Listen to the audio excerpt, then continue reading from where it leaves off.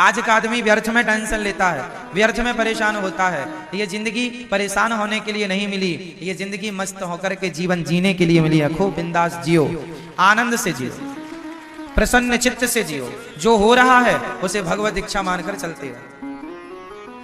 आनंद के लिए जीवन मिला है, दुखी होने के लिए जीवन नहीं मिला कि जरा सा संकट आया दुखी होने लग गए, रोने लग गए।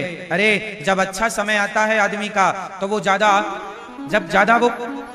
जब अच्छा समय आता है तो आदमी उस अच्छे समय को एक्सेप्ट करता है, स्वीकार करता है। तो बुरा वक्त आए तो उसे क्यों ना स्वीकार किया जाए।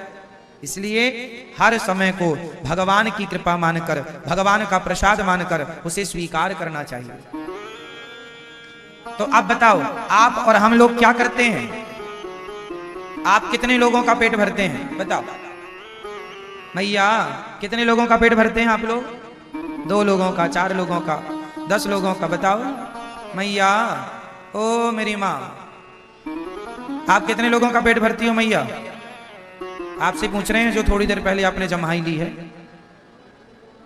बताओ कितने लोगों का पेट भरते हैं आप? 10 लोगों का? आप बताओ कितने लोगों का पालन करते हो आप लोग? दादाजी आप कितने लोगों का पालन करते हो? हम और आप कितने लोगों का पालन करते हैं? मैया बोलो मेरी माँ।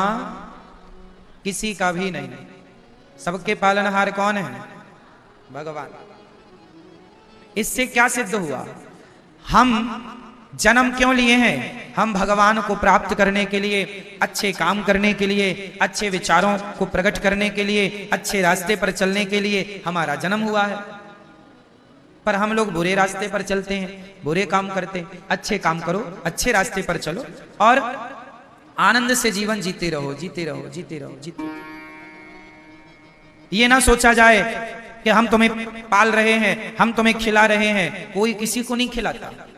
हर व्यक्ति अपने भाग्य का दाना पीना, खाना पीना खाता। एक राजा था,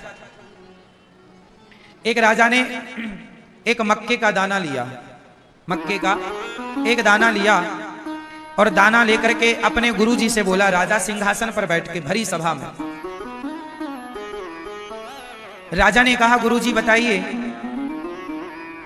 ये जो मक्के का दाना है, यह दाना आप तो सब कुछ जानते हैं, बताइए यह दाना, इस दाने में किसका नाम लिखा है? क्योंकि आप कहते रहते हो दाने दाने में लिखा है खाने वाले का नाम। तो राजा ने कहा, गुरुजी आप सब जानते हैं, तो बताओ कि इस दाने में किसका नाम लिखा है? गुरुजी बड़े ज्ञानी थे, सामान्य नहीं थे, त्रिकालज्ञ थे, बड़े उद्घट विद्वान थे, सब कुछ जानते थे।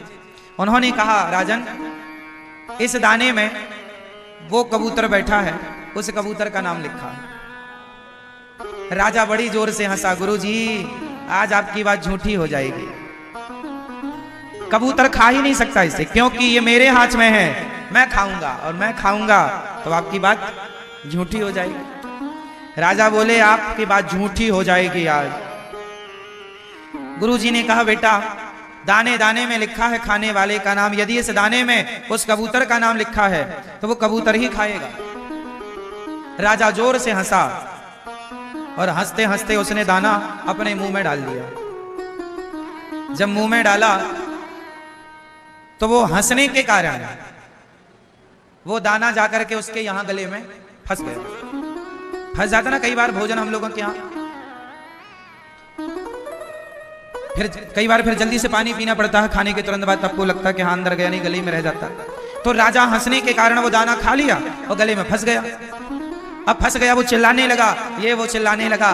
तब क्या हुआ, अचानक उसे छींक आई और जब छींक आई तो दाना नाक से बाहर आया और बाहर आया तो छींक के कारण प्रेशर से दूर गिरा। दूर गिरा तो पक्षी तुरंत उड़ करके आया, दाना मुंह में दबा के भाग गया। गुरुजी ने कहा, दूसरे के भाग्य का खा भी लोगे तो वो तुम्हें पचेगा ही नहीं, इसलिए दूसरे के हिस्से का नहीं खाना चाहिए। जो थाली दूसरे के लिए परोस दी गई है वो थाली आपको नहीं, अर्थात वो भोजन आपको नहीं करना चाहिए। जो अन्न किसी के लिए निकाल दिया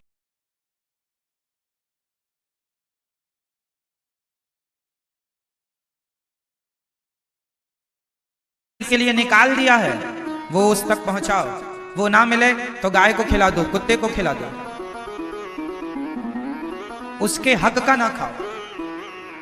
जैसे आपके दरवाजे में कोई भिखारी आया, आपने कहा रुको हम आपके लिए कुछ लाते हैं, आप अंदर लेने गए मुट्ठी भर चावल, कटोरी भर चावल, तब तक वो भिखारी चला गया। अब वो कटोरी भर चावल आपने उसके लिए निकाला है और वो चला गया।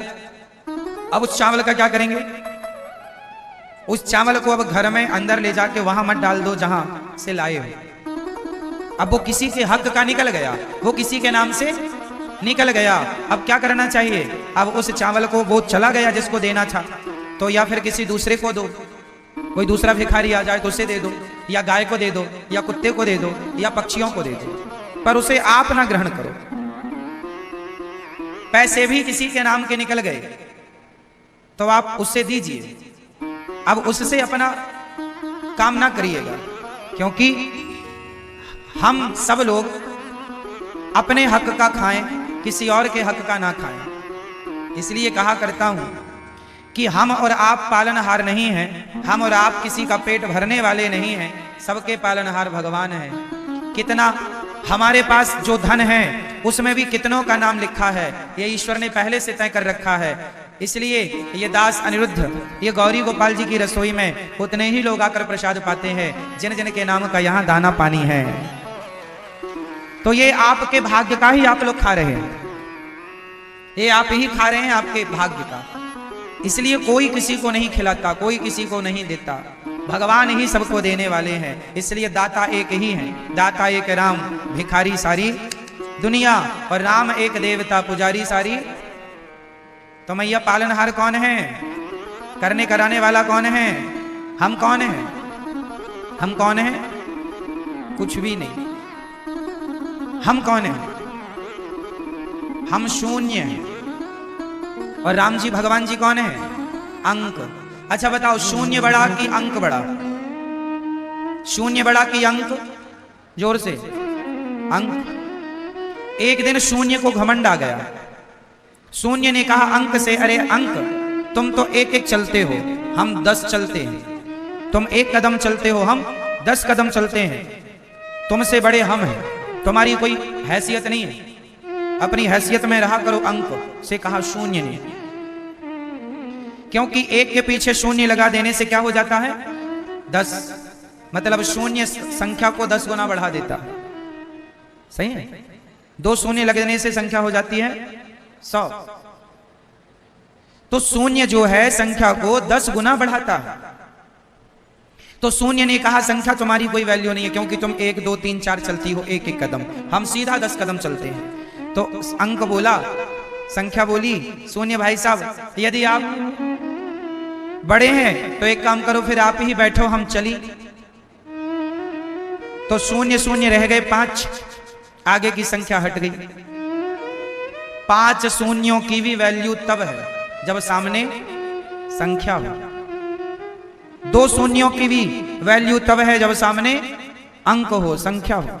अंक नहीं तो शून्य का कोई अस्तित्व नहीं। उसी प्रकार राम नाम एक अंक है, बाकी साधन शून, राम रहे 10 गुण है, राम बिना सब शून।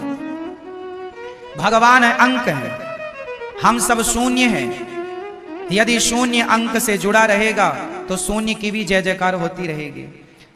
यदि शून्य संख्या से हट गया तो शून्य की कोई हैसियत नहीं। तो हम सब शून्य हैं और भगवान अंक है, इसलिए अपने आप को शून्य मानकर भगवान के चरणों से जोड़े रखो तो कुछ बना रहेगा अस्तित्व। और भगवान से छूट गए तो शून्य की क्या हैसियत? शून्य अंक से जुड़कर 10 गुना बढ़ता है, भक्त भगवान से जुड़ करके उसका भी वैभव, यश, कीर्ति, परिवार 10 गुना बढ़ता है। इसलिए जोड़ के रखिएगा, ये घमंड ना पालिए कभी कि हम कर रहे हैं। सदा ये भाव बना के रखिए कि सब कुछ भगवान कर रहे हैं, हमारी मर्जी से कुछ नहीं हो रहा है, सब किसकी मर्जी से है ना मेरी माँ? ये उंगली उठाओ अपनी जरा सभी लोग, एक हाथ की एक उंगली। पीछे वाली मेरी माँ, ओ मैया उठा लो हाथ, एक उंगली अपनी और हिला लो ऐसे ऐसे, उंगली हिलाओ, चलो बस करो। अब ये बताओ कि ये जो उंगली आपने हिलाई है किसके बल से हिलाई? किसका बल था ये? आपका? भगवान जी का। हाँ, ये बल भी हमारा बल नहीं है मेरी माँ। हम लोगों में इतना भी बल नहीं है कि हम अपने शरीर के एक अंग को हिला सकें। जब कोई बीमार पड़ जाता है, जिसको पैरालाइसिस हो जाता है, लकवा मार जाता है, उसका शरीर हिलता डुलता नहीं है। कितने लोग ऐसे हैं जिनके हाथ नहीं काम करते, पांव नहीं काम करते, आंख नहीं काम करती। क्यों? जब तक भगवान चाहेंगे तब तक वाणी काम करेगी, जब तक भगवान चाहेंगे आंख काम करेगी, भगवान चाहेंगे तो कान काम करेंगे, भगवान चाहेंगे तो हाथ काम करेंगे, भगवान चाहेंगे तो पांव काम करेगा। भगवान नहीं चाहेंगे ना तो शरीर होगा, रखे रहो अपना शरीर, कोई पार्ट्स काम ही नहीं करेंगे। जिसे कहते हैं पैरालाइसिस हो गया, लकवा मार गया, आधा शरीर काम नहीं करता। क्यों नहीं करता? जब तक भगवान की इच्छा है काम करता है, इच्छा नहीं है काम नहीं करता। ये शरीर भी तुम्हारे हमारे हिसाब से नहीं चलता, ये शरीर भी भगवान की मर्जी से चलता। हमारे आपके हाथ में कुछ भी नहीं है मेरी माँ, कुछ भी नहीं। इसलिए व्यर्थ का घमंड ना किया जाए किसी चीज का, व्यर्थ का अभिमान ना पाला जाए किसी चीज का। माल खजाना को तो छोड़ दो मेरी माँ, ये शरीर भी अपनी संपत्ति नहीं है। हम आप सब मरेंगे ना तो ये शरीर भी छोड़ के जाना पड़ेगा। इसका अर्थ यही है कि हम घमंड किसका करें। ये उंगली भी हम अपने बल से नहीं हिला रहे हैं, इसमें भी भगवान की शक्ति है। जो बीमार पड़ जाता है, कई बार आप इतने बीमार पड़ जाते हैं कि आपको हाथ पांव हिलाने की भी हिम्मत नहीं बचती। आप लोग कई बार कहते हैं हमारी आंख खोलने की हिम्मत नहीं है बीमार पड़ने पर। ऐसा होता है कि नहीं कि आंख खोलने की भी हिम्मत नहीं है? तो ये जो हिम्मत कह रहे हो आप, ये हिम्मत कहां से आ रही है? कौन है ये आंख खोलने की हिम्मत देने वाला, चलने फिरने की हिम्मत देने वाला? तो क्यों हम ये कहें कि ये सब हम कर रहे हैं? हम कौन हैं ये बताओ, हम कौन हैं? कौन है आप? आपका परिचय क्या है? कौन है आप? कुछ भी नहीं है हमारा अस्तित्व, फिर भी हम लोग अपनी डींगे मारते फिरते हैं। हम ये, हम वो ना, कुछ नहीं है। अभिमान त्याग दो, मिटा दो। जब हमारा शरीर पूरा हो जाता है, जब मृत्यु आती है ना, तो हम लोग जल जाते हैं। और जलने के बाद क्या बचती है हमारी? जोर से, सिर्फ राख। कितने रुपए के घड़े में आ जाती है? बोलो। मैया 25 गया जमाना, 25 वाला 50 हो गया, महंगा हो गया घड़ा। 50 रुपए के घड़े में तुम्हारी पूरी राख आ जाएगी।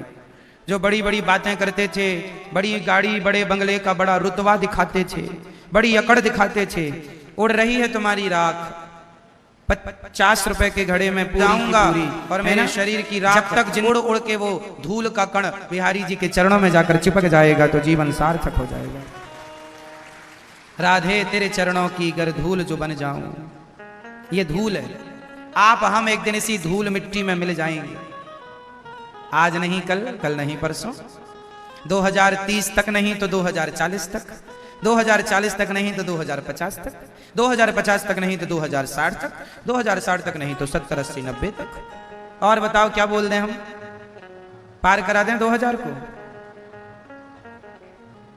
नहीं, ये सच्चाई है। अब बताओ, जब हम राख हैं भविष्य की मुट्ठी भर, तो अब एटीट्यूड किसका करें, घमंड किसका करें? हम बताओ झगड़ा किससे करने जाएं? अब किससे लड़ें? ये शरीर हमारा झगड़ा करने के लिए नहीं मिला, लड़ने के लिए नहीं। हम किस किस के दोष देखें? इसलिए अपने दोष देख लो और भगवान के गुणों में मस्त रहो। भगवान जैसा कोई गुणी नहीं और हमारे जैसा कोई दोषी नहीं। बुरा जो देखन में चला, बुरा न मिलिया कोई, जो दिल खोजा आपना, हमसे बुरा ना। हम बुरे हैं, भगवान अच्छे हैं। अच्छाई भगवान की देख लो, बुराई स्वयं की देख लो, बात खत्म। व्यर्थ का झूठा एटीट्यूड, अभिमान, हमें जानते नहीं, कॉलर खड़ी कर करके लोग हैं डींगे मारते रहते हैं, व्यर्थ का गाल बजाते रहते हैं। कौन बचा है जो तुम बचा?